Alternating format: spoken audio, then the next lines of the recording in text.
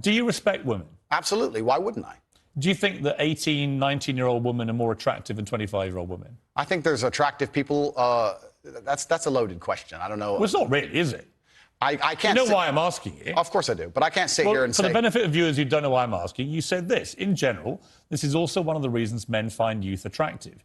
You want to blow up the internet? I'll blow up the internet right effing now. The reason 18 and 19-year-olds are more attractive than 25-year-olds is because they've been through less dick. People say, oh, you can't say that, but yes, I can. A 19-year-old is more attractive than a 26-year-old woman, and I'll tell you why. Because that 26-year-old has talked to more guys, been to the club more times, been effed and dumped more times, more arguments, more mess, more for me to clean up. That is misogyny. Why? Because you are encouraging a mindset about 25-year-old women that makes them sound out to be infinitely less desirable than 18, 19-year-olds, and having effectively been having too much sex to be taken in a more respectful way. Well, firstly, even if that was the case, that wouldn't be misogyny. Well, what did you mean by what you said? That's not misogyny because it's not anti-women. I'm saying that an 18 or a 19-year-old woman would be more desirable. Pretty anti-25-year-old woman. Anti-25-year-old women we can argue, but not misogyny. Well, that's misogyny then, isn't it? No, it's not. Well, being anti any woman at all is misogyny. Not when I'm saying that women are beautiful and attractive at a certain age and saying that age. You're saying 18, 19-year-olds are more attractive than 25. Well, than ageist perhaps, but misogynistic absolutely Is that not. But you just accepted it was misogyny. No, I didn't. You said it was misogyny. I'm telling you, no, it's not. If a 26-year-old woman is watching this and has heard those comments, yeah. Would you just say to her, look, I'm sorry, I shouldn't have said that? No, I won't. I will say that I am sorry that offends you. However, there's a large contingent of the world. That doesn't mean you're sorry. No, I'm not sorry. That's the point I'm making. I'm sorry if that offends you. However, there's a large contingent of the world that believe that, and I was mediating for a conversation. Parts of the world that believe that about 26-year-old women are parts of the world where women are not allowed out on their own. That's a conversation. They have to wear full burqas. Well, that's a conversation. They're not allowed to drive cars. That's nothing to do with me. But is that the kind of world for women that you? I was mediating a conversation. No, I'm asking you what you think.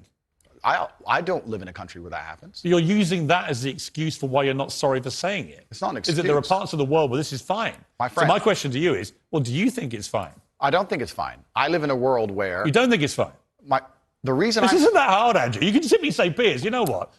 With the benefit of hindsight, I wish I hadn't said it like that. And if a 26-year-old woman's watching, I'm sorry I said that, because that actually is blatantly misogynist. And even though that's a view held by other parts of the world, it's not a view I share. Now, I would respect you more if you said that than if you try and say, well, it's said in other parts of the world, so I'm not sorry. I think that doesn't tell me what you think. Then you need to understand why my content existed in the first place. My content existed because I tried my very hardest to be an absolute and utter realist, especially with uncomfortable truths. I was pointing out that very uncomfortable... Is that a truth? Then? It's an uncomfortable truth in many parts of the world. It's not a truth that I'm happy about. An inquest this week found that a 14-year-old girl, Molly Russell, died from an act of self-harm while suffering from depression and the negative effects of online content. The coroner said she was exposed to material that may have influenced her in a negative way, and in addition, what started as depression had become a much more serious depressive illness, and she very sadly took her life. That's absolutely disgusting. Right. Her father... That's terrible. Her father's campaign for better protections against potentially dangerous social media algorithms, right? It says that the particularly graphic content she saw romanticized acts of self-harm, normalized her condition, and focused on a limited and irrational view without any counterbalance of normality.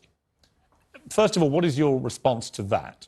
Nothing to do with you. That's the first thing. Yeah, it is nothing to do with me. The fact that a 14-year-old girl took her life is truly sad. The world we live in today is... The fact that something like that happened is almost mind-blowing to me. That's truly sad. I actually feel sad inside to see something like that. What has come clear to me in the interview is that a lot of things you say you wouldn't say now that you've said before. But I'd say them differently, perhaps. Yeah, right. So to me, that's an acceptance, not just that you want to get back on platforms, because maybe that was one of the reasons you were no platform, but that you've recognised and understood the potential harm to the wrong kind of impressionable mind by some of the things you've said. Would that be fair? I think that's 80% fair. I recognise and understand that with massive fame, you have to be more careful about being misconstrued. Like I said earlier, 1% of people misunderstanding you doesn't matter with a small audience. It matters with a very large audience. With power comes responsibility. I still believe the things I say. I do not want to be a negative force for the world. I also understand that I am a man who's lived a very difficult, nuanced life, and I am capable of making nuanced points that may be misunderstood by teenagers. However, that can be said about anybody and everything. Every opinion online can be misunderstood by children. Trying to protect children from the internet is a very interesting subject in and of itself, because I would argue that 80% of the content on the internet can be negative or detrimental to a young mind that doesn't understand the world.